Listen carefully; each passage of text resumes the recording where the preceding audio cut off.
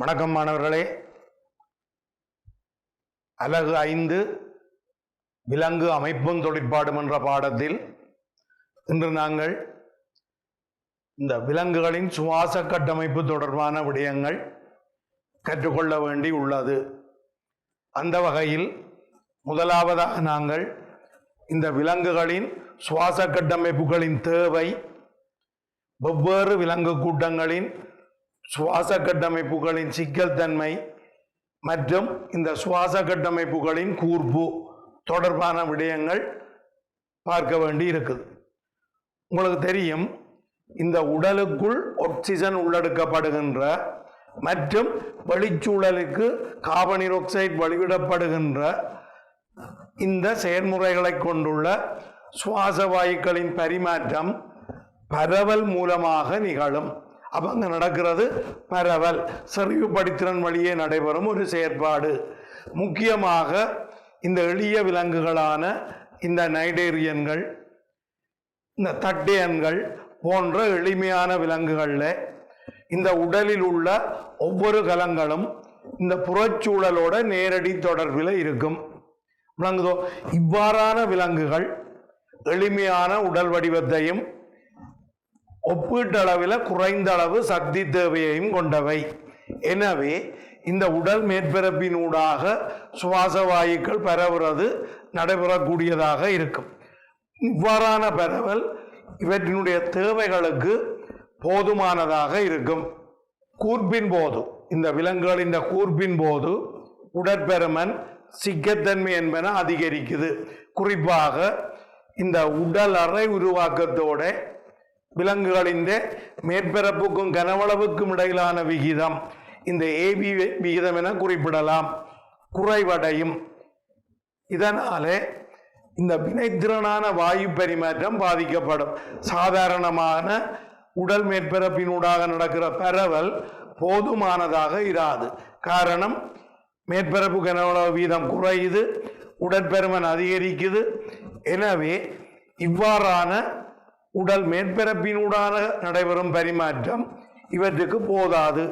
எனவே இந்த மடிப்புகள் மற்றும் கிளைகளை கொண்டு மேற்பரப்பு வீதம் அதிகரிக்கப்பட்ட உயர்ந்த மேற்பரப்புடைய பல்வேறு வகையான சுவாச கட்டமைப்புகள் விலங்குகளில் கூர்ப்படைந்திருக்கு.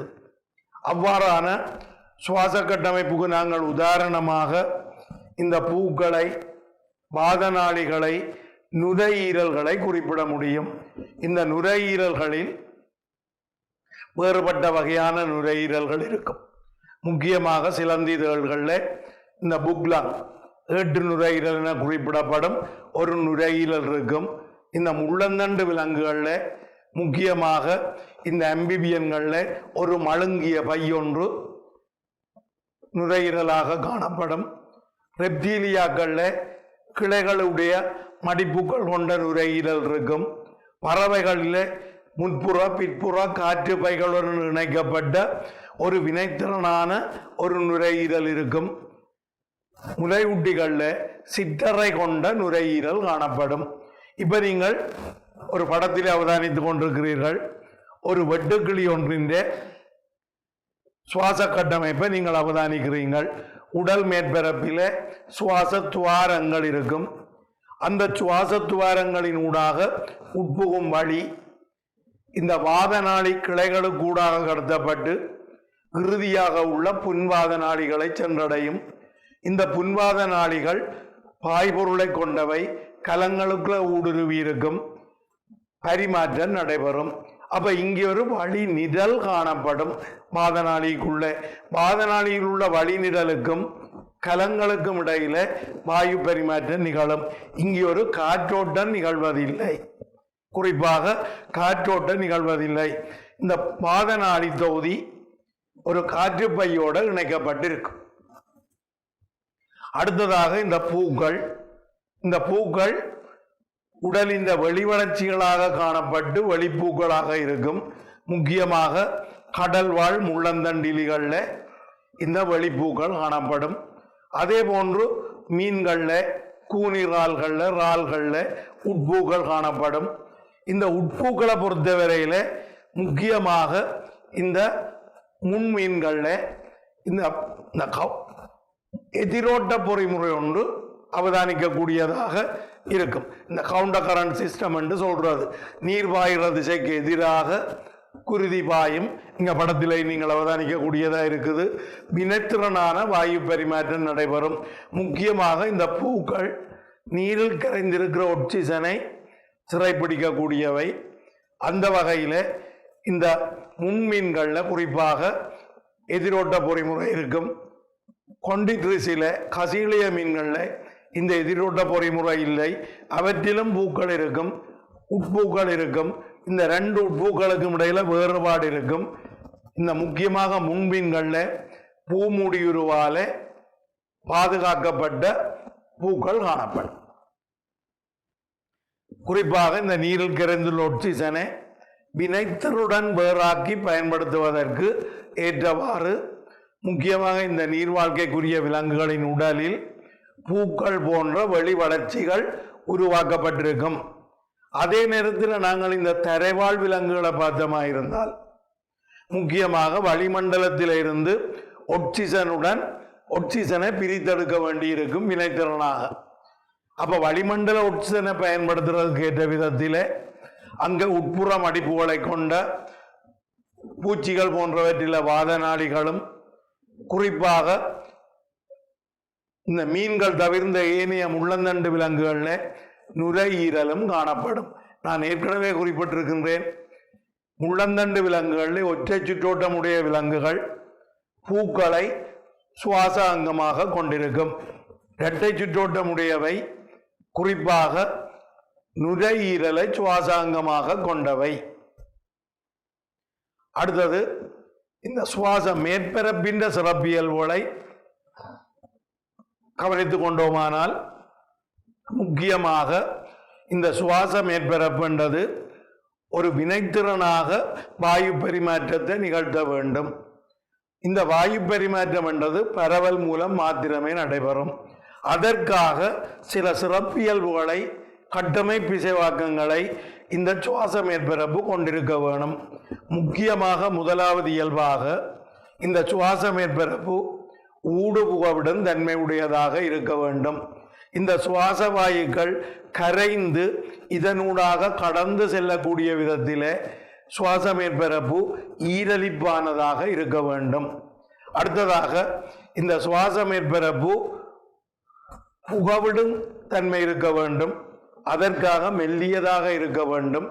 ஏனென்றால் இந்த பரவல் என்றது ஒரு குறுகிய தூரத்துக்கு மட்டும் வினைத்திறனாக செயற்படக்கூடியது. எனவே இந்த சுவாச மேற்பரப்பு மெல்லியதாக இருக்க வேண்டும். அடுத்ததாக இந்த சுவாச மேற்பரப்பு உயர் மேற்பரப்பை கொண்டிருக்க வேண்டும். ஏனெனில் தேவைக்கேற்றபடி போதுமான அளவு சுவாச வாயுக்களை பரிமாற்றிக் கொள்ள வேண்டும். அதற்காக உயர் மேற்பரப்பை கொண்டிருக்க வேண்டும். இதற்காக கிளைகள், மடிப்புகள் போன்றவற்றை கொண்டிருக்கும். அடுத்தது சிறப்பான குருதி வளங்களை கொண்டிருக்க வேண்டும். ஏனென்றால் கரைந்து பரவும் CO2 அங்காலே அகற்றப்பட வேண்டும். அப்படி அகற்றப்பட்டால்தான் அங்கே ஒரு பரவல் படித்திறன் ஒன்று பேணப்படும். பரவலுக்கு ஒரு படித்திறன் இன்றியமையாத விடயம்.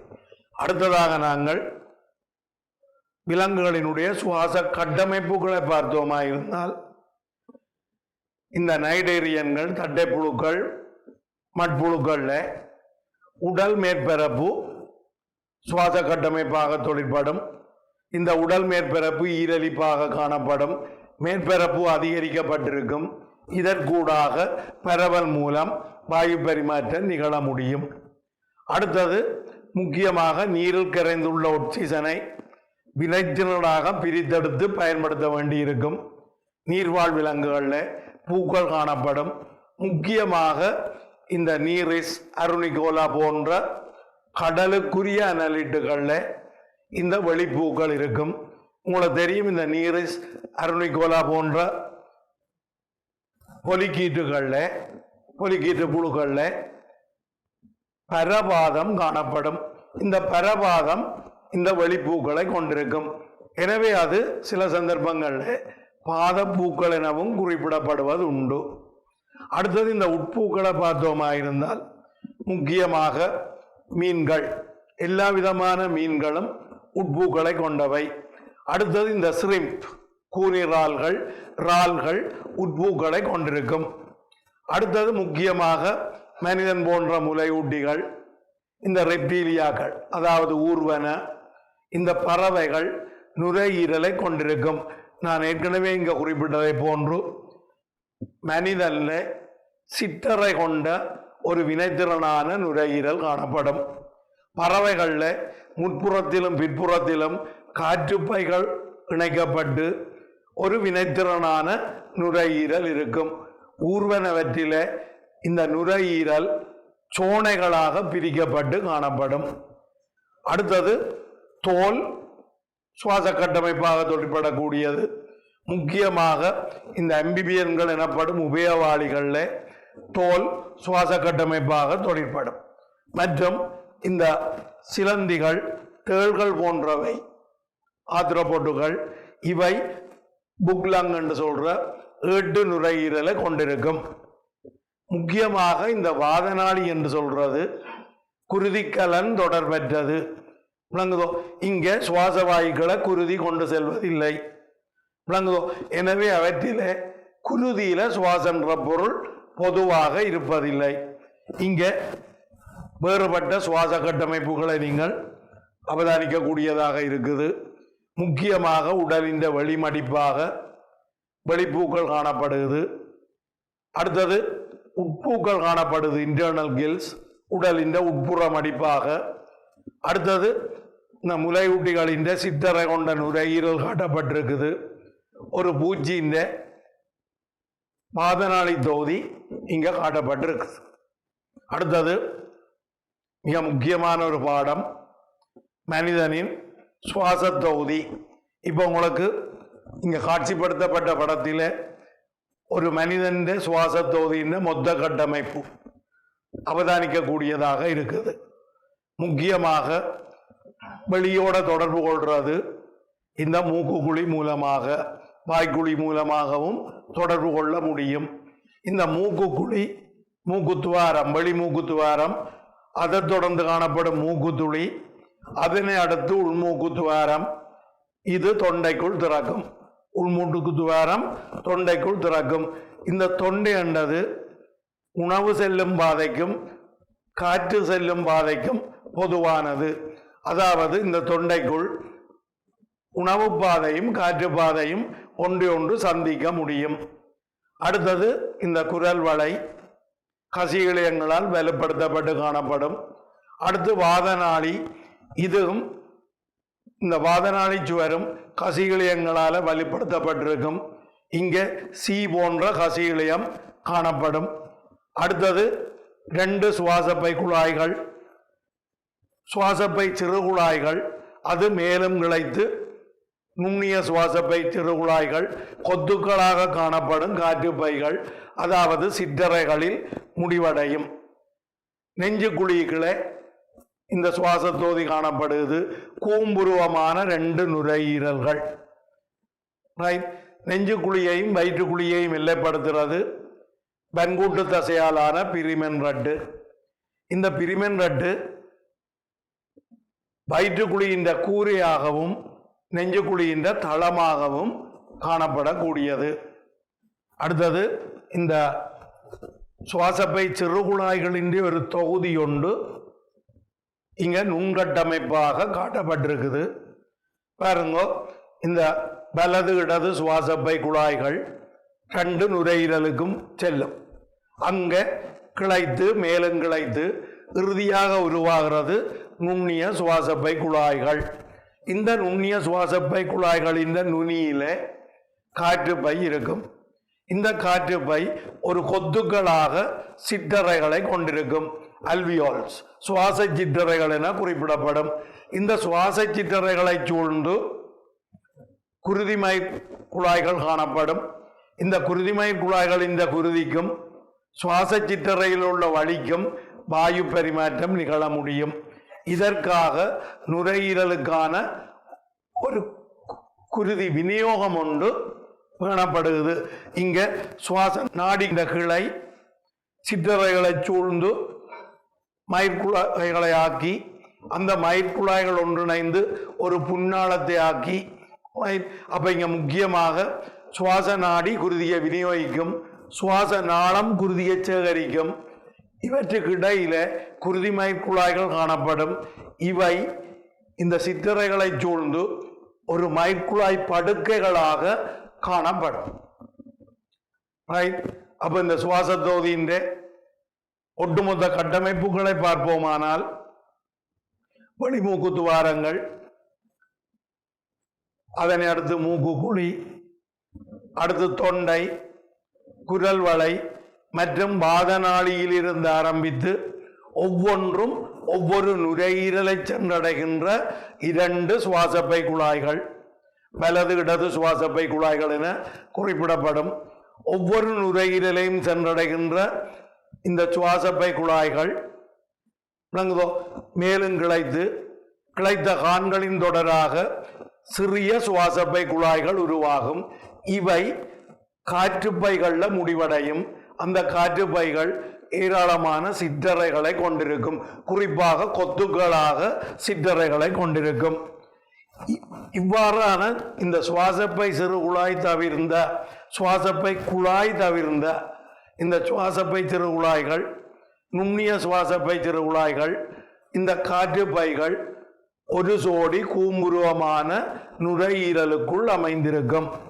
இந்த 2 நுரையீரலையும் கொஞ்சம் தெளிவாக அவதானித்தீர்களாயிருந்தால் உருவத்திலும் பருமனிலும் சற்று வேறுபட்டவையாக இருக்கும். காரணம் என்னென்று சொன்னால், இந்த இதயம் காணப்படுறது நாங்கள் ஏற்கனவே படித்த நாங்கள் இந்த இடைக்குற்ற வலி என்று சொல்ற 2 நுரையீரலுக்கும் இடைப்பட்ட அந்த சிறிய வலிகளை இதயம் இருக்கும். இதயத்தின் உச்சி நடுத்தளத்துக்கு சற்று இடப்புறமாக காணப்படும். எனவே இந்த வலது நுரையீரலை விட இடது நுரையீரல் சற்று சிறியதாக இருக்கும். சுருக்கமாக சொல்ல போனால் வழக்கமாக நீங்கள் இதயத்திலே யாருக்காவது இடம் கொடுத்திருப்பீர்கள். உங்களுடன் பாசமாக உள்ள உங்களுடைய தாய் தந்தையர்கள் சகோதரங்களுக்கு இதயத்திலே ஒரு இடம் கொடுத்திருப்பீர்கள். ஆனா இங்க நுரையீரல் இதயத்துக்கு இடம் கொடுக்கிற தன்மையை பார்க்குறீங்கள். முக்கியமா இதயத்தின் உச்சி நடுக்கோட்டு தளத்துக்கு இடைப்புறம் கொஞ்சம் இடப்பக்கமாக திரும்பி இருக்கும். எனவே இந்த இதயத்துக்கு நுரையீரல் இடத்தை வழங்குது. அதனால வலது நுரையீரலை விட இடது நுரையீரல் சற்று சிறியதாக இருக்கும். அது மாத்திரமல்ல, இந்த இடது நுரையீரல் 2 சோனைகளை கொண்டதாக இருக்கும். இந்த வலது நுரையீரல் 3 சோனைகளை கொண்டதாக இருக்கும். இடது நுரையீரல் பருமனில் சிறியது. இங்க நீங்கள் ஒட்டுமொத்த கட்டமைப்பாக இந்த 2 வலது இடது நுரையீரலை வெளிப்புற தோற்றத்தை நீங்கள் இங்கே அவதானிக்க கூடியதாக இருக்குது. இந்த வலது நுரையீரல் பருமனில் பெரியது. மேற்சோனை, நடுச்சோனை, கீழ்ச்சோனை என்று 3 சோனைகளை கொண்டிருக்கும். இந்த இடது நுரையீரல் அதை விட சற்று சிறியது, 2 சோனைகளை கொண்டது. 2 நுரையீரல்களும் கூம்புருவானது. நீங்கள் இப்ப அடுத்த படத்திலே அவதானிக்க கூடியதாக இருக்கும். இந்த நுரையீரல் 2க்கும் இடையிலே ஒரு வழி, இடைக்குற்ற வலி. அந்த இடைக்குற்ற வலி என்ற வழிக்குள்ள இதயம் காணப்படுகிறது. இந்த இதயம் தலைகீழாக இருக்கும் என்று தெரியும். உச்சி கீழே அடி மேலே இருக்கும். இதயத்தின் உச்சி பாருங்கோ நடுத்தளத்துக்கு இடப்பக்கம் சற்று திரும்பி காணப்படுகிறது. வலது நுரையீரலை விட இடது நுரையீரல் சிறியதாக இருக்குது. இந்த படத்தில் நீங்கள் முக்கியமாக அவதானித்துக் கொள்ள வேண்டிய விடயம், இந்த 2 நுரையீரல்களும் தனித்தனியான 2 பைகளுக்குள் காணப்படும். அந்த தனித்தனியான 2 பைகளும் 2 மென்சவ்வுகளால் ஆனவை. அந்த மென்சவ்வுகள் புடைச்சவ்வுகள், பிளியூரா புடைச்சவ்வுகள் என குறிப்பிடப்படும். 2 புடைச்சவ்வுகள் இருக்கும். ஒன்று உடலக புடைச்சவ்வு, இது நுரையீரல் சுவரை மருவியபடி இருக்கும். அடுத்தது இந்த சுவர் புடைச்சவ்வு, இது நெஞ்சுச்சுவரோட தொடர்பாக இருக்கும். இந்த ரெண்டு புடைச்சவுக்கும் இடையில ஒரு சிறிய இடைவெளி இருக்கும்.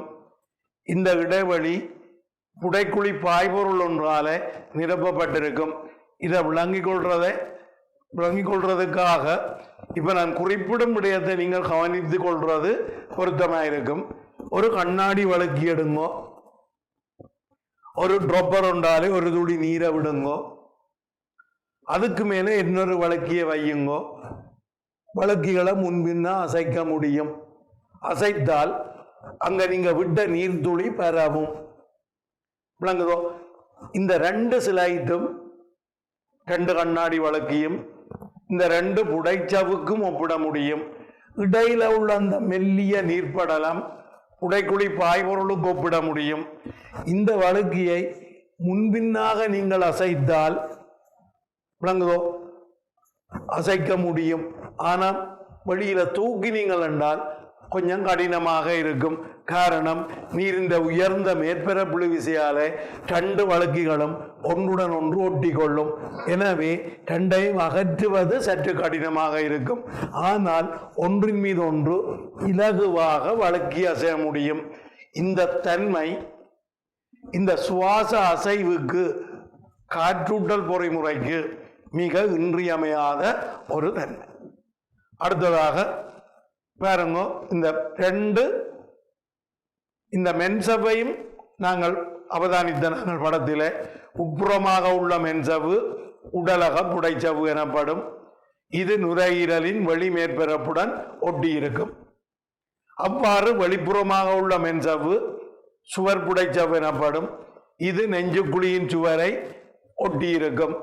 இவ்விரு மென்சவுக்கும் இடையில் மெல்லிய திரவத்தால் நிரப்பப்பட்ட ஒரு வழி உண்டு. அது புடைக்குழி, பிளியூரல் கேவிட்டி. சுவாசத்தின் போது உள்வாங்கப்படும் வழி மூக்குத்துவாரங்களின் ஊடாக சுவாச பாதைக்கு அல்லது சுவாச தொகுதிக்குள்ளே உட்புகும். இந்த மூக்குக்குழி கூடாக உட்புகும் வழி தூசுக்களை கொண்டிருக்க கூடாது. ஏனென்றால் அந்த தூசு துகள்களில் பாக்டீரியாக்கள் ஒட்டி இருக்க முடியும். அவை நோய் ஏற்படுத்துவனவாக இருக்கக்கூடும். எனவே நிச்சயமாக அந்த வழி வடிகட்டப்பட்டு சுவாச தொகுதிக்கு போக வேணும். முக்கியமாக இந்த மூக்கு மயிர்கள் இந்த வழியை வடிகட்டுவதில் கணிசமான பங்களிப்பை வழங்கும். அடுத்தது, இந்த வழி உடல் வெப்பநிலையோட உட்புக வேணும். அதே நேரத்தில் நீராவியால் நிரப்பப்பட வேண்டும். இதற்காக இந்த மூக்குக்குழி இசைவாக்கங்களை கொண்டிருக்கும். பன்குட்டு தொகுதியில இனி கற்றுக்கொள்வீர்கள், ஏற்கனவே கற்றிருப்பீர்கள். இந்த மூக்குக்குழியின் சுவரை உருவாக்குறது கீழ்ப்பக்க சுருளி என்பு எனப்படும் முகத்துக்குரிய என்புகள். இந்த சுருளி என்புகள்ல முக்கியமாக இந்த கீழ்ப்பக்க சுருளி என்புகள்ல இந்த கொங்கே என்று குறிப்பிடப்படும் சங்குரு என்ற கட்டமைப்பு இருக்கும். உங்களுக்கு தெரியும், சங்கு என்றது ஒரு வாத்தியம். சங்கு நாதம் என்று குறிப்பிடுவார்கள். அதை ஊதினால் வழி சுத்துச்சுலண்டு வெளியேறும், வழி அதிர்வுக்குட்படும். பாரதுதான் சங்குநாதம். அப்ப சங்குகளால வழி வெளியேறக்க சுத்திச்சுலண்டு வரும், அதன் போது அதிர்வுக்குட்படும். அதே மாதிரி தான் பிற யோசிக்கிறேன், இந்த குரட்டை சத்தம் இதாலான் வருதுன்ட்டு விளங்குதோ? ரைட். இந்த சங்குருவு கூடாக வழி சுத்தி சுழன்று செல்லும். இதன் போது அங்க இருக்கிற சீதச்சவ்வு நீராவியால நிரப்பும். அங்க சீதச்சவுக்கு கீழே ஒரு குருதிமயிர் குழாய் படுக்கை ஒன்று இருக்கும். விளங்குதோ?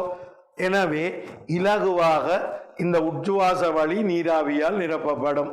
போதிய அளவுக்கு நீராவியால் நிரப்பப்படாவிட்டால், உடல் வெப்பநிலைக்கு வெப்பம் பொருத்தப்படாது விட்டால் சில டிசோர்டர்ஸ், சுவாசம் தொடர்பான சில குறைபாடுகள் வரும். குறிப்பாக மூச்சு திணறல் ஏற்படும். விளங்குதோ?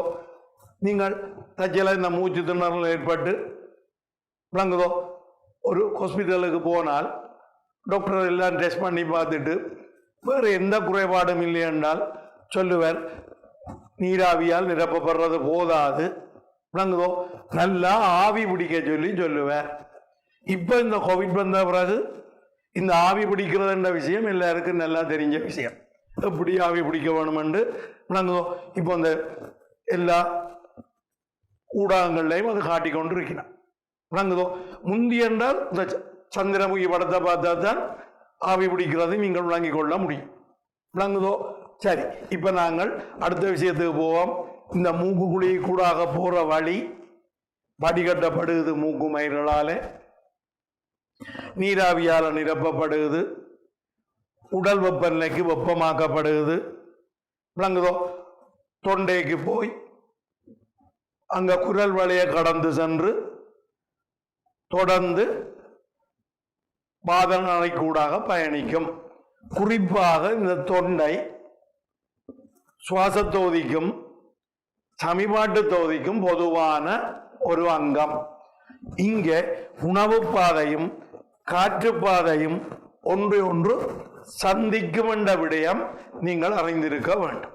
அடுத்தது, இந்த குரல் வளை கசிகளியங்களால் தாங்கப்பட்டது. மூச்சு குழல் வாய் மூலம் தொண்டைக்குள் திறந்திருக்கும். இந்த குரல் வளையில ஒரு மூச்சு குழல் வாய் இருக்கும், அதுக்கொண்டொரு மூடி இருக்கும், மூச்சு குழல் வாய் மூடி. ரைட்? இந்த மூச்சு குழல் தொண்டைக்குள்ள நீட்டப்பட்டிருக்கும். விளங்குதோ? ரைட்? இந்த குரல் வளை மேல் நோக்கி அசைந்து, விளங்குதோ, இந்த மூச்சு குழல் வாய் மூடியோட பொருந்தும். குரல் வளை மேல் நோக்கி அசைந்து மூச்சு குழல் வாய் மூடியோட பொருந்தும். அந்த சந்தர்ப்பத்தில் குரல் வளை மூடப்படும். விளங்குதோ? முக்கியமாக உணவை விழுங்கும் போது இந்த காற்று பாதைக்கு உணவு துகள்கள் போகக்கூடாது. அதுக்காக விழுங்கும் போது குரல் வளை மேல் நோக்கி அசையும். இந்த மூச்சு குழல் வாய் மூடி குரல் வளைய மூடும். ரைட்? வேணுமெண்டா நீங்கள் விளங்குதோ, இப்படி கையை பிடிச்சு கொண்டு விழுங்கி பாருங்க, குரல் வளை மேலே உயர்த்தப்படுறதை நீங்கள் அவதானிப்பீங்கள். ரைட்? இந்த முக்கியமான இன்னொரு விடயம், இந்த தமிழில் டிரான்ஸ்லேட் பண்ணிக்கல தவறுபட்டு போச்சு பிள்ளைகள் இந்த விடயம் உங்களோட ரிசோர்ஸ் புக்கில். அப்போ இந்த விடயத்தை ஆங்கில ரிசோர்ஸ் புக்கில் தயவு செய்தோருக்கா நீங்கள் அவதானித்து கொள்ள வேண்டும். இந்த குரல் வளை மேல் நோக்கி அசைந்து இந்த மூச்சுக்குழல் வாய் மூடிக்கொள்வதற்கு அனுமதிக்கும் என்ற விடயம். ரைட்? விளங்குதோ? விழுங்கப்பட்ட உணவு கீழ் நோக்கி கடத்தப்பட்டு களத்தினூடாக இரைப்பையை சென்றடையும். விளங்குதோ? மற்ற நேரங்களில் இந்த மூச்சுக்குழல் வாய் மூடி திறந்திருக்கும். விழுங்கேக்க மட்டும்தான் மேல் நோக்கி அசைந்து இந்த மூடி மூடும். விளங்குதோ? மற்ற நேரங்களில் திறந்திருக்கும். ரைட்? உள்ளெடுக்கப்பட்ட வழி தொண்டையிலிருந்து குரல் வளையினூடாக பாத நாளிக்குள் செல்லும். விளங்குதோ? முக்கியமாக இந்த குரல் வளையில ஒரு சோடி குரல் நாண்கள் வோக்கல் கோட் காணப்படுகிறது. இது மீள்தன்மை உள்ள நார்களால உருவாக்கப்பட்டிருக்கும். அப்ப இள்ளுவேலை இருக்கேக்க அதிரும். விளங்குதோ? அதிர்றதுக்கு காரணம் விளங்குதானே, இந்த குரல் நாண்களுக்கு குறுக்காக வேகமாக வழி அவற்றை நெருடி செல்லும். விளங்குதோ? அப்ப இந்த குரல் மான்கள் இந்த கித்தார்ன்ற நரம்பை மீட்டுற மாதிரி அல்ல வீணென்ற நரம்பை மீட்டுற மாதிரி இயற்கையா இந்த வழி வேகமா வரைக இந்த குரல் நான்களை அதிர செய்யும். அதை நெருடி செல்லும் போது இந்த குரல் நான்கள் அதிரும், ஒலி பிறப்பிக்கப்படும். அப்ப குரல் வளை ஒலியை பிறப்பிக்கும். அந்த ஒலியை பேச்சாக மாற்றுறதில் நாக்கு, உதடு, பற்கள், காற்று குடாக்கள் விளங்குதோ பங்கெடுக்கும். அடுத்ததாக முக்கியமாக இந்த குரல் வளை, வாதநாளி ஆகிய இரண்டினதும் சுவர்கள் கசியிழையங்களால் வலுப்படுத்தப்பட்டு இந்த காற்று பாதைகள் திறந்த நிலையில வச்சிருக்க உதவும். விளங்குதோ? இந்த வழி வாதநாளியை கடந்து செல்லும். விளங்குதோ? இந்த வாதநாளி 2 கிளைகளாக பிரிந்து வலது இடது சுவாசப்பை குழாய்கள் முறையே வலது இடது நுரையீரல்களுக்குள் செல்லும். அங்க போய் சுவாசப்பை சிறு குழாய்கள் எனப்படும் சிறிய மற்றும் மேலும் சிறிய சுவாசப்பை குழாய்களினூடு வழி பயணிக்கும். முக்கியமாக இந்த உச்சுவாச வழியில தூசி இருக்கும், ஏனைய மாசாக்க துகள்கள் இருக்கும். விளங்குதோ? இதை கைப்பற்றி கொள்ளக்கூடிய விதத்தில் சுவாச சுவட்டின் கிளைகளில் இருக்கிற இந்த மேலணி போலிப்படை கொண்ட பிசிற்கம்ப மேலணி. அங்க உச்சிக்குரிய மேற்பரப்பில் பிசிர்கள் இருக்கும், சீதத்தை சுரக்க கண்டிக்கலங்கள் இருக்கும். எனவே இங்கே பிசிர்களும் ஒரு மெல்லிய படலமாக சீதமும் காணப்படும். இந்த பிசிரடிப்பால சீதம் ஒரு திசையில சுவீப் பண்ணப்படும், தள்ளப்படும். அதை சுவீப் தள்ளுறது என்று குறிப்பிடுறது. இந்த செயற்பாடு இந்த மியூக்கஸ் எஸ்கலேட்டர், சீத வெளியேற்றல் அல்லது சீத நகர்த்தல் என குறிப்பிட முடியும். சீத வெளியேற்றல் அல்லது சீத நகர்த்தல் என குறிப்பிட முடியும். இங்க இந்த சீதத்தில் ஒட்டும் தூசு நோயாக்கிகள் தொண்டைக்கு தள்ளப்படும், விழுங்கப்படும். இறப்பையில் உள்ள அமிலத்தால கொல்லப்பட முடியும் அந்த நோயாக்கிகள். இது குறிப்பிலக்கற்ற ஒரு நோய் எதிர்ப்பு பொறிமுறையாக கூட கருதப்பட முடியும். இப்ப நாங்கள் பார்த்த விடயங்கள் முக்கியமாக இந்த பிசிரடிப்பால சீதம் மேல் நோக்கி தொண்டைக்குள்ள கொண்டு செல்லப்படும், களத்துக்குள்ள விழுங்கப்படும். விழுங்குறதுன்றது ஒரு தெரிவினை, நீள்வளைய மைய விளையம் அதனை கட்டுப்படுத்தும் ஒரு இச்சையின்றிய செயற்பாடு. ரைட். இந்த மியூக்கஸ் எஸ்கலேட்டர் என்று சொல்றது இந்த சீத நகர்த்தல் அல்லது சீத வெளியேற்றல் சுவாச தொகுதியை சுத்தமாக வைத்திருப்பதற்கு உதவும் ஒரு செயற்பாடு. ரைட். இந்த நுண்ணிய சுவாச சிறுவை குழாய்கள் இந்த உச்சியை பார்த்தீங்களா இருந்தால் அங்க பெரும் எண்ணிக்கையில கொத்துக்களாக சிற்றறைகளை கொண்டு உருவாக்கப்பட்ட காற்று பைகள் ஒன்று கூடியிருக்கும். இதற்குள்ள வழி போகும், அங்க வாயு பரிமாற்றம் நடைபெறும். முக்கியமாக மனிதன் சுவாச மேற்பரப்பு இந்த சிற்றறை அகவணி. இந்த சிற்றறை அகவணி தனிச்செதிர் மேலணி. சிற்றறைகள் பெரும் எண்ணிக்கையில் காணப்படும், மில்லியன் கணக்கில் காணப்படும். இதனால உயர்ந்த வாயு பரிமாற்றத்துக்கான சுவாச மேற்பரப்பு பேணப்பட முடியும். ரைட். இந்த சுவாச பாதையின் அநேகமான இடங்கள்ல பிசிர்கள் இருக்கும் என்று பார்த்தனாங்க. குறிப்பாக இந்த சிற்றறை காணும் இந்த சிற்றறைகளும் பிசிர்களை கொண்டிருப்பதில்லை. ஏனைய சுவாச பாதை முக்கியமாக நாங்கள் பார்த்த நாங்கள் இந்த பாதநாளியில இருந்து சுவாசப்பை குழாய்கள், சுவாசப்பை சிறு குழாய்கள், நுண்ணிய சுவாசப்பை சிறு குழாய்கள் இவற்றின் அகவணி அல்லது மேலணியை அவதானித்தோமா இருந்தால் போலிப்படை கொண்ட பிசிற்கம்ப மேலணி. அங்க உச்சிக்குரிய மேற்பரப்பில் பிசிர்கள் இருக்கும், சீதத்தை சுரக்கிறதுக்கு கோப்லெட் செல்ஸ் கண்டிக்கலங்கள் இருக்கும்.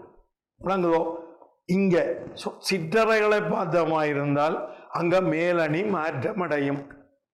அங்க போலிப்படை கொண்ட பிசிற்கம்ப மேலணி இருப்பதில்லை. அங்க செதின் மேலணி இருக்கும், தனிச்செதின் மேலணி இருக்கும், தட்டையான கலங்களாலான மேலணி. மேலணி கலங்கள் திரிவடைந்து இந்த முக்கியமாக இந்த சர்ஃபெக்ட் என்ற சுரக்கிற பதார்த்தமாக கலங்களாக மாறி இருக்கலாம், அது வேற விடயம். அங்க இருக்கிற மேலணி வகை மாற்றமடையும், செதின் மேலணி காணப்படும். தட்டையான கலங்கள் எளிதாக சுவாச வாயுக்களை பரவவிடக்கூடியதாக இருக்கும். நாங்கள் ஏற்கனவே பார்த்த நாங்கள் பரவல் குறுகிய தூரத்துக்கு மட்டும் வினைத்திறன் உடையது. எனவே இந்த தட்டையான கலங்கள் இந்த பரவலை இலகுவாக்கும் என்ற விடயம் பார்த்திருக்கிறோம். அடுத்ததாக முக்கியமான விடயம், இந்த சிற்றறைகள் பிசிர்களை கொண்டிருப்பதில்லை.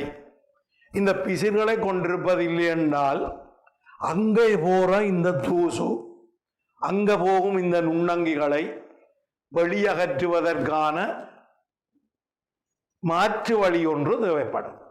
இதற்காக முக்கியமாக நீங்கள் அவதானித்தீர்களா இருந்தால் விளங்குதோ, இந்த சுவாச சிற்றறைக்குள்ளே அங்கே இருக்கிற குருதியை விட்டு வெளியேறிய பெருந்தீன்கலங்கள் காணப்படும். அவை சிற்றறை பெருந்தீன்கலங்கள் எனப்படும். இவை சிற்றறை அகவணியில் ஒட்டியிருக்கும். உள்வரும் நோயாக்கிகள் இந்த தூசுக்களை விழுங்கி அழிப்பதில் பிரதான பங்களிப்பை வழங்கும். ரைட். இப்ப நீங்கள் சிற்றறை ஒன்றின் வெட்டுமுக தோற்றத்தை இங்கே நீங்கள் அவதானிக்கிறீர்கள். விளங்குதோ? சிற்றறை என்பது தனிப்படை மேலணியால் ஆனது. அதாவது தனி மேலணி அல்லது எளிய மேலணி தட்டையான சுவர் கொண்ட செதிர்கலங்களால் ஆக்கப்பட்டிருக்கும். ரைட். இங்க டைப் 1 செல் என்று குறித்து காட்டப்பட்டிருக்குது. மற்றொரு கலம் காட்டப்பட்டிருக்குது, இந்த டைப் 2 செல்.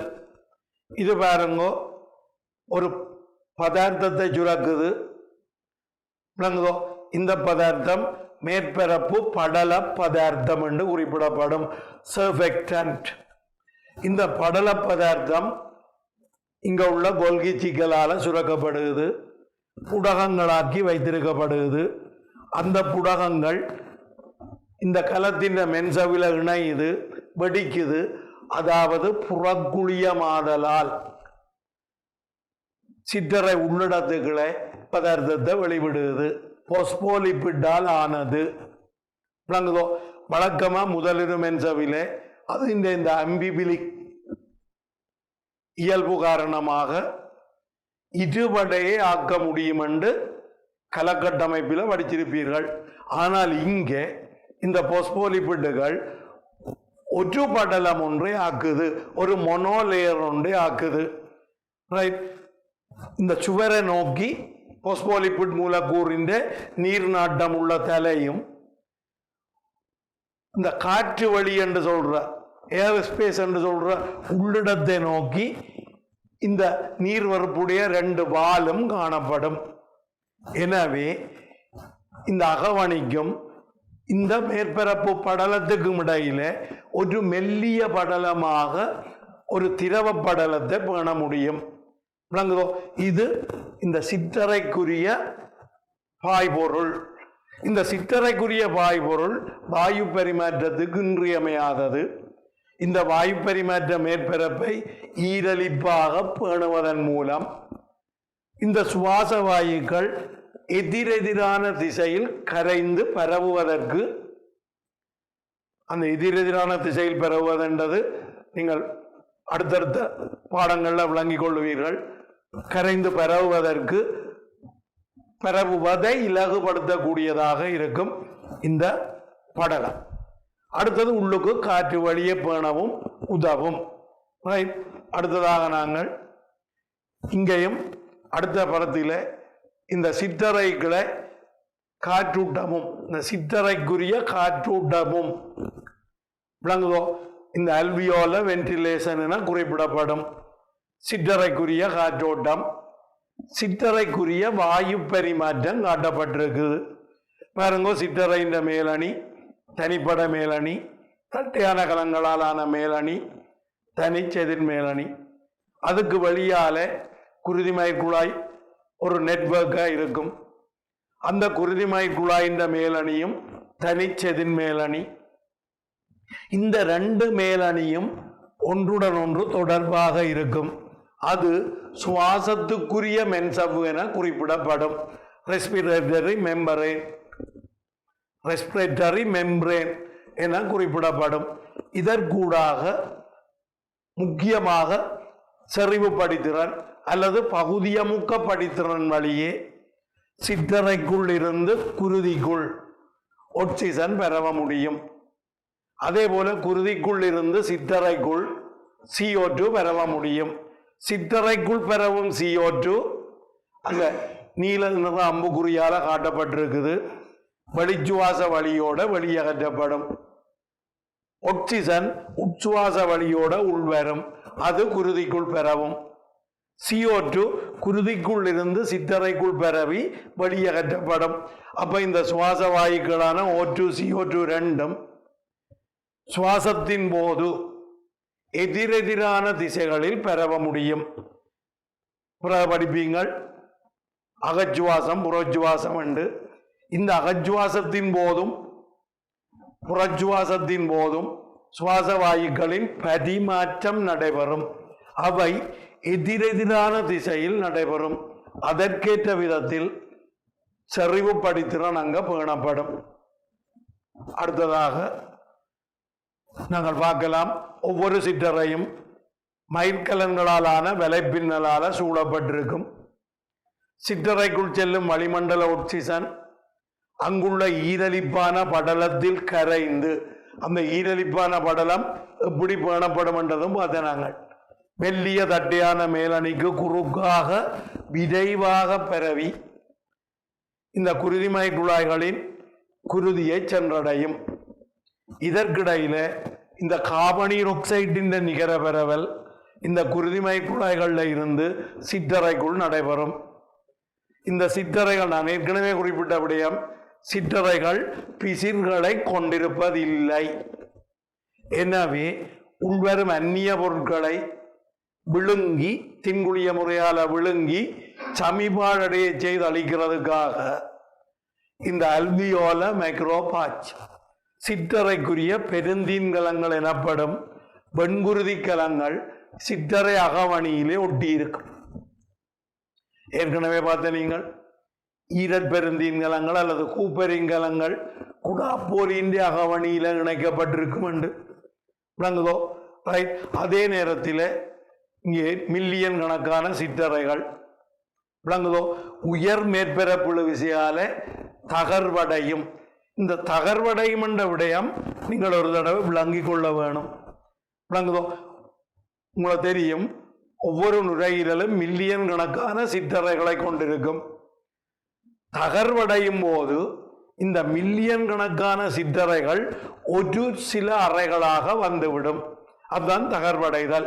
மேற்பரப்பு கனவளவு குறை, சுவாச மேற்பரப்பு இழக்கப்படும். ரைட். இந்த மேற்பரப்பு இழுவிசை குறைக்கப்படுவதன் மூலம் சிற்றறைகள் முக்கியமாக வெளிச்சுவாசத்தின் போது தகர்வடைவது தடுக்கப்படும். வெளிச்சுவாசத்தின் போது தகர்வடைவது தடுக்கப்படும். அதற்காக இந்த சர்ஃபெக்டன்ட் என குறிப்பிடப்படும் மேற்பரப்பு படலம் திரிவடைந்த சிற்றறைந்த மேலணிக்கலாம் டைப் 2 செல் என்று குறிப்பிடுறது. வகை 2 கலம்.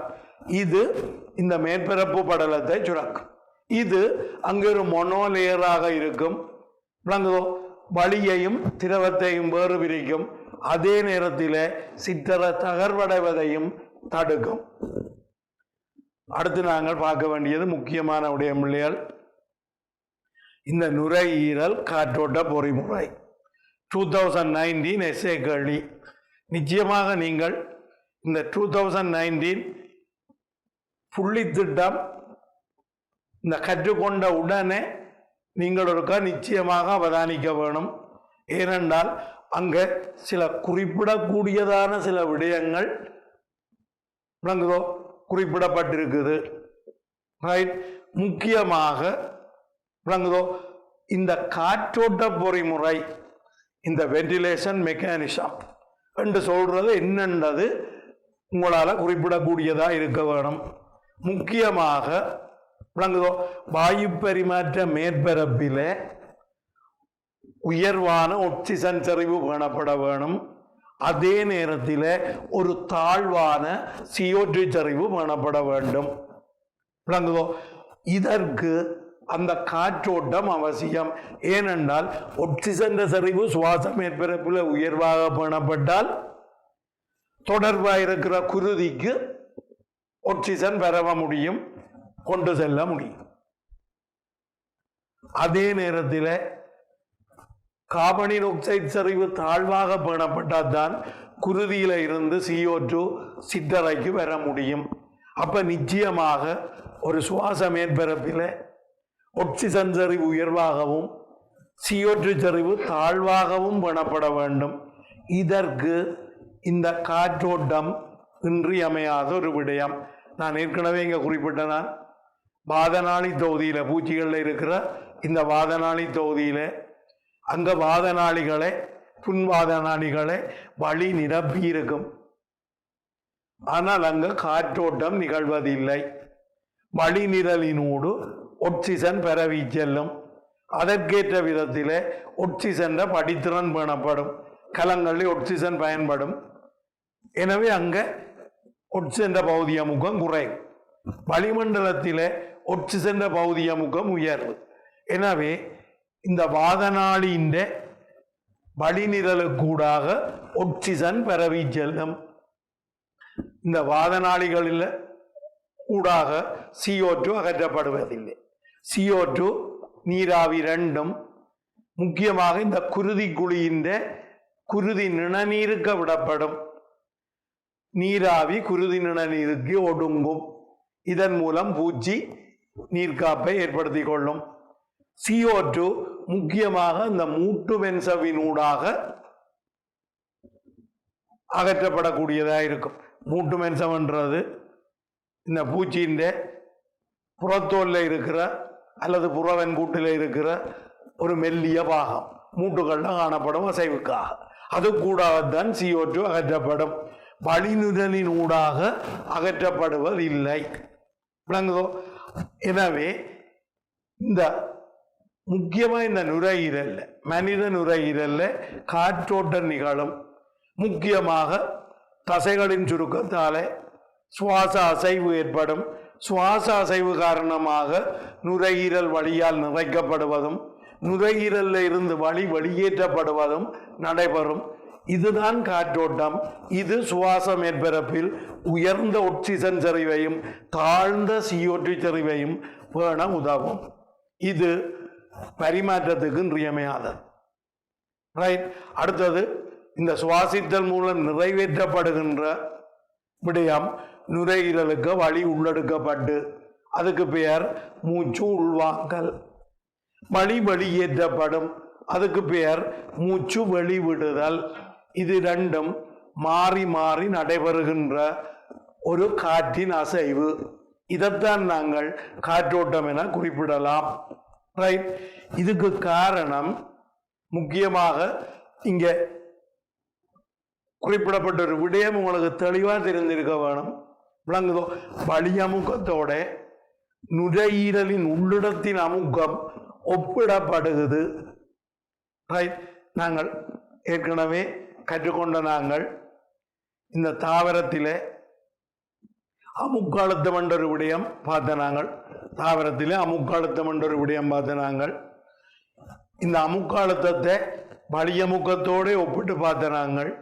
அப்படி வலியமுக்கத்தோடு ஒப்பிடைகளை நேரான அமுக்க அழுத்தம் வரும் அல்லது ஒரு நேரான அழுத்தம் வரும். இது கசிவுக்கு உதவும் என்று பார்த்த நாங்கள். எதிரான அழுத்தம் கொண்டு வரும். முக்கியமாக கால்சாறு அழுத்தத்துக்கு உட்பட வேண்டும். இது சாற்றேற்றத்துக்கு உதவும் என்று பார்த்த நாங்கள். அதே விடயம்தான் இங்கே வேறொரு விதமாக குறிப்பிடப்படுகிறது. முக்கியமாக இந்த நுரையீரல் காற்றோட்டம் என்றது பொய்லின் விதிப்படி நடக்கிற ஒரு விடயம்.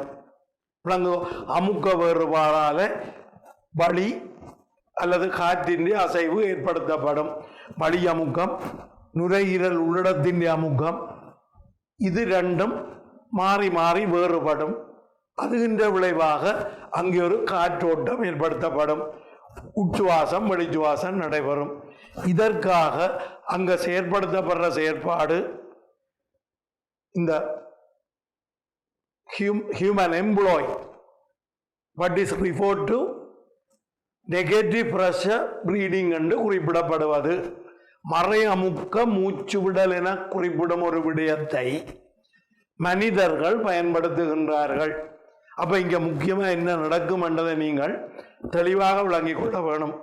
உங்களுக்கு தெரியும் இந்த நெஞ்சுக்குழி, இந்த நெஞ்சுக்குழி என்ற கட்டமைப்பு நீங்கள் வெண்கூட்டு தொகுதியிலான் படிப்பீங்கள். விளங்குதோ? முக்கியமாக பிற்புறத்தில 12 முள்ளந்தண்டென்புகள், முற்புறத்தில மார்பு பட்டை, அதை இணைத்து 12 சோடி விலாவென்புகள் இந்த நெஞ்சுக்குழியை காணப்படுகிறது.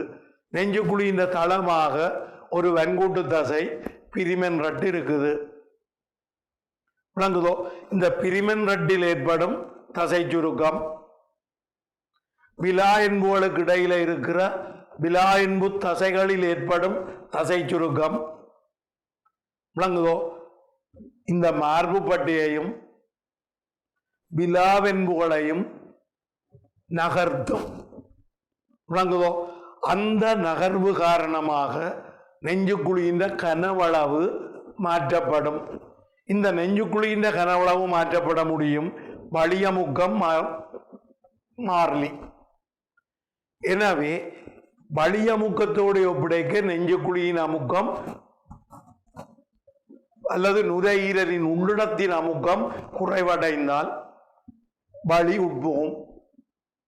அதே போன்று வலியமுக்கத்தை விட நுரையீரல் உள்ளிடத்தின் அமுக்கம் அதிகரித்தால் வலி வெளியேறும். முக்கியமாக ஒரு மனிதன் உடற்தொழிலியல் செயற்பாட்டாலே தசை சுருக்கம் என்ற பொறிமுறை காரணமாக இந்த பிரிமென்றட்டு குவிவான தோற்றத்தில் இருந்து கிட்டத்தட்ட தட்டையான தோற்றத்துக்கு மாறும். குவிவு குறையும் பிரிமென்றட்டின். அதே நேரத்தில் இந்த விலாவென்பு தசைகள் சுருங்கும். மார்புப்பட்டை முன்னோக்கி மேல் நோக்கி தள்ளப்படும். விளைவாக விலாவென்புகள் அசையும். இதன் காரணமாக இந்த புடைக்குழியின் இந்த ரெண்டு புடைச்சவ்வும் ஒன்றுக்கு மேலொன்று வழுக்கி நகரும். இதன் காரணமாக இந்த நெஞ்சுக்குழி விரிவடையும். இதன் காரணமாக அங்க உள்ளிடத்திலே அமுக்கம் குறையும். இந்த மனிதன் தொழிற்பாட்டாலே தசை சுருக்கத்தால உருவாக்கப்படுற இந்த எதிரான அல்லது மறையான அமுக்கம் காரணமாக காத்து உள்ளெடுக்கப்படுது, உச்சுவாசம் நிகழுது. பிறகு தசைகள் தளரும் போது உள்ளிடத்தின் அமுக்கம் அதிகரிக்கும், வலி அமுக்கம் குறைவாயிருக்கும். அந்த படித்திறனுக்கூடாக அந்த உந்துதலால காற்று வெளியேற்றப்படுகிறது. இந்த மாதிரி ஒரு மறையமுக்க மூச்சு விடல் என்ற ஒரு விடயத்தை மனிதர்கள் பயன்படுத்துகின்றார்கள். இதன் காரணமாக இந்த வென்டிலேஷன் காற்றோட்டத்தின் போது வலி வெளித்தள்ளப்படுவதை விட வலி உள்ளிழுக்கப்படும் போது ஒரு எதிரான அமுக்கம் தொழிற்படும். இப்ப பாருங்க, இந்த காட்டப்பட்ட படத்தில் உச்சுவாசத்தின் போது இப்ப நான் ஏற்கனவே குறிப்பிட்ட இந்த மார்புப்பட்டை, விலாவென்புகள், பிரிமென்றட்டு, இந்த பழுவிடை தசைகளின் அசைவு எப்படி நிகழும் என்றது இந்த உச்சுவாசத்தின் போதும் வெளிச்சுவாசத்தின் போதும் இங்கே நீங்கள் அவதானிக்கக்கூடியதா இருக்குது. இந்த உச்சுவாசம் உயிர்ப்பானது என குறிப்பிடப்படும். தசைகளின் சுருக்கத்தால் மேற்கொள்ளப்படும். இந்த உச்சுவாசத்தின் போது பிரிமென்றட்டு சுருங்கும், பிரிமென்றட்டு கீழ் நோக்கி தள்ளப்படும். இதனால பிரிமென்றட்டின் குவிவுத்தன்மை குறைவடையும், கிட்டத்தட்ட தட்டையாகும். அதே நேரத்தில் இந்த வெளிப்பழுவிடை தசைகள் சுருங்கும். இதனால இந்த மார்புப்பட்டை முன்னோக்கி மேல் நோக்கி தள்ளப்படும். இந்த விலா என்புகள் முன்னோக்கி மேல் நோக்கி பக்கப்புறமாக செய்யும். விளைவு இந்த நெஞ்சுக்குழி இந்த கனவளவு அதிகரிக்கும், உள்ளிடத்தின் அமுக்கம் குறைவடையும். இதன் காரணமாக இந்த ரெண்டு புடைச்சவும் அந்த பாய்பொருளாலே ஒன்றோடு ஒன்று ஒட்டி இருக்கிறதன் காரணமாக ஒன்றின் மீது ஒன்று வழுக்கி அசையும். இதன் காரணமாக விதிவடையும். விளைவாக வலியமுக்கத்தை விட நுரையீரல் உள்ளிடத்தின் அமுக்கம் குறைவடையும். விளங்குதோ? வலி உட்புகும். வலியமுக்கத்துக்கு சமனாகும் வரை நுரையீரலுக்குள் வலி உட்புகும். நுரையீரல் காற்றால் நிறைக்கப்படும். இது உச்சுவாசம் என குறிப்பிடப்படும். இதற்கு எதிரான செயற்பாடு வெளிச்சுவாசம். இந்த வெளிச்சுவாசத்தின் போது பார்த்தீங்களா இருந்தால் பிரிமென்றட்டு தளரும், பழுவிடை தசைகள் தளரும், பிரிமென்றட்டு பழைய நிலைக்கு திரும்பும், குவிவாகும். அதே போன்று இந்த மார்புப்பட்டை பழைய நிலைக்கு திரும்பும், விலாவென்புகள் பழைய நிலைக்கு திரும்பும். காரணம், இந்த வெளிப்படுவிடை தசை தளரும்.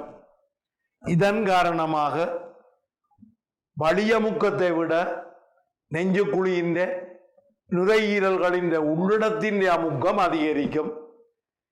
இந்த உந்துதலாலே காற்று வெளியேற்றப்படும்.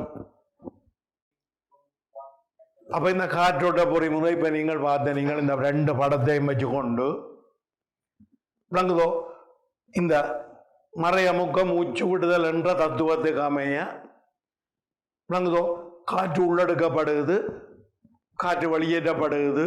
உள்ளெடுத்தல் தசைகளின் சுருக்கத்தால் நடைபெறும். எனவே உயிர்ப்பான செயல்முறை. இதன் போது விலாவென்பு தசைகள் அல்லது பலவிடை தசைகள் மற்றும் பிரிமென் ரட்டு என்பன சுருங்கும். நெஞ்சுக்குழியின் தளத்தை உருவாக்கும் தகடு போன்ற வன்கூட்டு தசையாலான கட்டமைப்பு இந்த பிரிமென் ரகடு. இந்த பிரிமென் ரட்டு சுருங்கும் போது அதன் வளைவு குறையும். இதன் காரணமாக நெஞ்சுக்குழியின் கனவளவு அதிகரிக்கும். இந்த நுரையீரலை சுத்தி இருக்கிற உடலக மற்றும் புடைச்சவ்வு, இந்த 2 புடைச்சவ்வும் அந்த இரு மென்சவ்வுகளுக்கு இடையில் உள்ள பாய்பொருளின் மேற்பரப்பு விசை காரணமாக ஒன்றோடு ஒட்டி இருக்கும். உள்ளுக்கு கனவளவு அதிகரிக்குது. இதன் காரணமாக ஒன்றோடொன்று சீராக வழுக்கி கடக்கும். இதனால நெஞ்சுக்குழியின் கனவளவு அதிகரிக்கும். நுரையீரல் விதிவடையும். வலியமுக்கத்தை விட உள்ளுக்குள்ள அமுக்கம் எதிரானதாகும். இதனால வலி உட்சென்று நுரையீரல்களை நிரப்பும். தசைகள் சுருங்கும், அதாவது பிரிமென் ரட்டு சுருங்கும், மீண்டும் வளைவாக வரும். விலாவென்பு தசைகள் தளரும். இதன் காரணமாக இந்த மார்புப்பட்டையும் விலாவென்புகளும் பழைய நிலைக்கு வரும். நெஞ்சுக்குழியின் கனவளவு குறையும். நுரையீரல் உள்ளிடத்தின் அமுக்கம் அதிகரிக்கும். இந்த உந்துதலால் வலி வெளியேற்றப்படும். அதாவது நுரையீரலுக்கு வலிய முக்கத்தை விட கூடிய ஒரு அமுக்கம் அங்கு பேணப்படும். அந்த உந்துதலாலே வலி வெளியேற்றப்படும். இப்ப நாங்கள் பிள்ளைகள் இந்த மனித சுவாச தொகுதியின் ஒட்டுமொத்த கட்டமைப்பு பார்த்த நாங்கள், இந்த சுவாச சிற்றறைகள் நுங்கட்டமைப்பு பார்த்த நாங்கள், இந்த சுவாச சிற்றறைகள் எப்படி தகர்வடையாது பேணப்படும் என்று பார்த்த நாங்கள், எப்படி ஒரு சிறந்த சுவாச மேற்பரப்பாக தொழிற்படும் என்று பார்த்த நாங்கள், இந்த நுரையீரல் காற்றோட்டம் அந்த பொறிமுறை அது எப்படி ஒழுங்குபடுத்தப்படுது என்று பார்த்த நாங்கள். அடுத்தது இந்த சுவாசத்தின் ஒரு சீர்திட நிலை சீராக்கம் என்ற விடயம் நாங்கள் கற்றுக்கொள்ள வேணும். நாங்கள் அடுத்த வகுப்பில் இந்த விடயத்தை பார்க்கலாம். நல்லது பிள்ளைகள், அடுத்த வகுப்பில் சந்திக்கும் வரை நன்றி, வணக்கம்.